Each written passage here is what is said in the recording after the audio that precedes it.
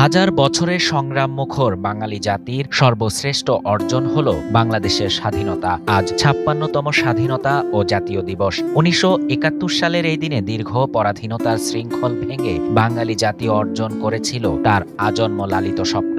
বিশ্ব মানচিত্রে সগৌরবে আত্মপ্রকাশ করেছিল এক নতুন রাষ্ট্র, স্বাধীন বাংলাদেশ। ১৯৪৭ সালে ব্রিটিশ শাসনের অবসানে দ্বিজাতি তত্ত্বের ভিত্তিতে পাকিস্তান রাষ্ট্র প্রতিষ্ঠা হলেও শুরু থেকে পূর্ব পাকিস্তানের সংখ্যাগরিষ্ঠ জনগণের ওপর নেমে আসে পশ্চিম পাকিস্তানিদের শোষণ ও নিপীড়ন। বাঙালির প্রাণের স্পন্দন ও মাতৃভাষা বাংলার উপর প্রথম আঘাত আসে ১৯৫২ সালে। কিন্তু বীর সন্তানদের রক্তে ভেজা রাজপথ থেকে যে স্বাধিকারের চেতনা উদ্দীপ্ত হয়েছিল তা ক্রমেই রূপ নেয় এক অপ্রতিরোধ্য স্বাধীনতা সংগ্রামে।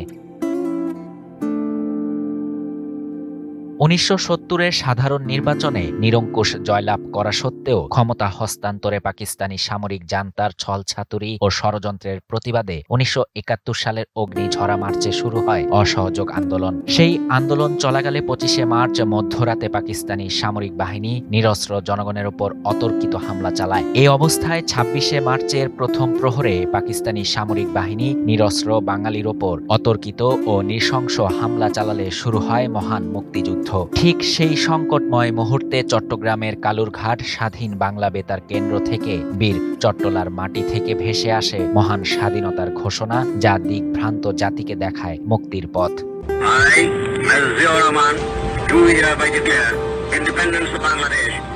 পাকিস্তানের পশ্চিমা শাসক গোষ্ঠী তৎকালীন পূর্ব পাকিস্তানের জনগণের স্বাধিকারের দাবি কখনো মেনে নিতে পারেনি। ব্রিটিশ শাসনের অবসানে দ্বিজাতি তত্ত্বের ভিতর দিয়ে ১৯৪৭ সালে প্রতিষ্ঠা হয় পাকিস্তান রাষ্ট্র। শুরু থেকে পশ্চিম পাকিস্তানিরা সংখ্যাগরিষ্ঠ পূর্ব পাকিস্তানের জনগণের ওপর শোষণ ও দমনপীড়ন চালাতে থাকে। তাদের নীল নকশার প্রথম আঘাত আসে বাঙালির মাতৃভাষা বাংলার উপর। ১৯৫২ সালে বুকে রক্ত দিয়ে জাতির বীর সন্তানরা মাতৃভাষার অধিকার প্রতিষ্ঠা করেন। তাদের এই আত্মদানের ভেতর দিয়ে জাতি উদ্দীপ্ত হয়ে ওঠে স্বাধিকারের চেতনায়। ক্রমে তা রূপ নেয় স্বাধীনতা সংগ্রামে।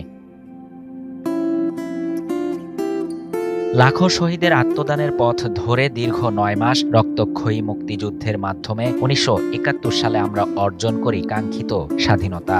জাতির বীর সন্তানদের স্মরণ করে আজ ২৬শে মার্চ প্রথম প্রহরে সাভারে জাতীয় স্মৃতিসৌধে শ্রদ্ধা জানিয়েছেন রাষ্ট্রপতি, প্রধানমন্ত্রী ও রাষ্ট্রের অন্যান্য গুরুত্বপূর্ণ ব্যক্তিরা। এরপরে জাতীয় স্মৃতিসৌধ খুলে দেয়া হয় সর্বসাধারণের জন্য। জাতি আজ গভীর শ্রদ্ধায় স্মরণ করছে মহান মুক্তিযুদ্ধে জীবনদানকারী বীর শহীদদের, যাদের সর্বোচ্চ ত্যাগের বিনিময়ে আমরা পেয়েছি কাঙ্ক্ষিত স্বাধীনতা।